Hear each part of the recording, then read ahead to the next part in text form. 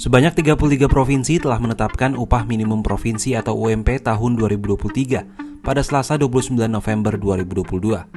Mereka menggunakan formula penghitungan sesuai dengan Peraturan Menteri Ketenagakerjaan Nomor 18 Tahun 2022 tentang penetapan upah minimum tahun 2023 yang menetapkan UMP bisa naik maksimal hingga 10%. Namun Asosiasi Pengusaha Indonesia atau APindo menilai Permenaker Nomor 18 Tahun 2022 tersebut melanggar sejumlah peraturan perundangan yang lebih tinggi.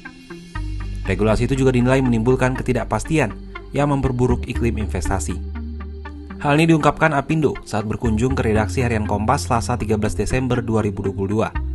Wakil Ketua APindo Suryadi Sasmita memaparkan saat ini kondisi industri padat karya di dalam negeri mengalami tekanan karena perlambatan ekonomi global. Hal ini membuat permintaan pasar global menurun. Tekanan terutama dialami industri tekstil dan produk tekstil persepatuan, pengolahan karet, dan mebel. Bila ditambah kenaikan upah yang cukup besar, hal ini memberatkan pelaku industri padat karya. Pengusaha tidak takut bayar mahal, yang takut bayar kemahalan. Kenapa kemahalan saya takut? Nggak bisa kompetitif, tidak bisa dijual barangnya, tidak bisa diekspor, itu kita takut. Buruh mau gaji berapa nggak apa-apa, asal hasil bisa dijual. Hal lain yang juga menjadi sorotan ialah gelombang PHK di Indonesia. Pertumbuhan ekonomi Indonesia mulai bangkit dari pandemi COVID-19 sejak triwulan 3 2021. Angkanya cukup meyakinkan dan relatif stabil di kisaran 5%. Hingga triwulan ketiga tahun ini angka pertumbuhan Indonesia mencapai 5,72%. Akan tetapi sejalan dengan itu muncul kekhawatiran karena gelombang PHK yang mulai terjadi. Selama Januari hingga September 2022 dikabarkan sejumlah pabrik tekstil berhenti beroperasi dan 70.000 orang di PHK. Ketua Bidang Perdagangan APindo Beni Sutrisno menilai kondisi industri tekstil di Indonesia sedang tidak baik-baik saja. Hal ini membuat gelombang PHK khususnya di bidang tekstil. Kenapa tidak ada kerjaan?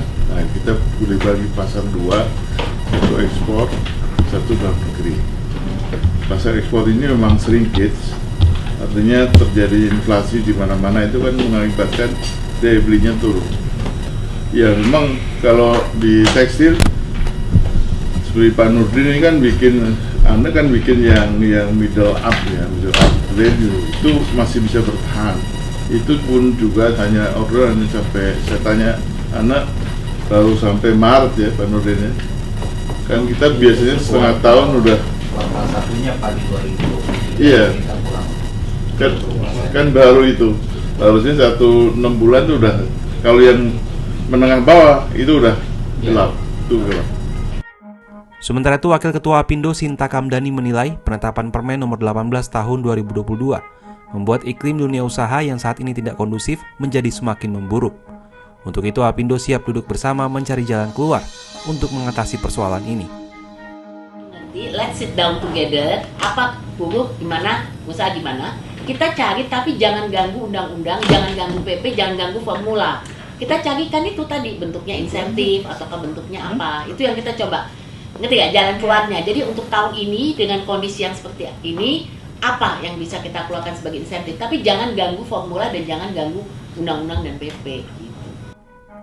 Sebelumnya 10 asosiasi pengusaha resmi mendaftarkan permohonan uji materi atas Peraturan Menteri Ketenagakerjaan Nomor 18 Tahun 2022 tentang penetapan upah minimum tahun 2023 ke Mahkamah Agung Senin 28 November 2022. Mereka menilai aturan ini melanggar sejumlah peraturan perundang-undangan yang lebih tinggi serta menimbulkan ketidakpastian yang memperburuk iklim investasi. Tahun 2023 harus diwaspadai sebagai tahun dengan gelombang pengurangan tenaga kerja yang lebih banyak. Pelemahan ekonomi dunia pasti terjadi. Untuk itu pemerintah diharapkan mengurangi tekanan terhadap industri yang rentan dengan kebijakan yang meringankan aspek biaya produksi energi, pembelian bahan baku, dan logistik.